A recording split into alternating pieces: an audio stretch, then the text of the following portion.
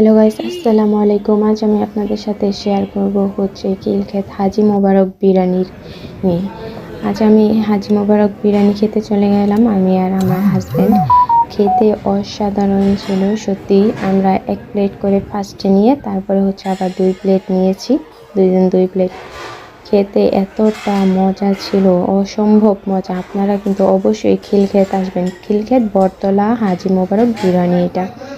কিন্তু দুঃখের বিষয় হচ্ছে আসার সময় হচ্ছে আমরা বগুড়া দিয়ে আসতাম, কিন্তু রাস্তার এরকম অবস্থা, কি নাজেহাল অবস্থা।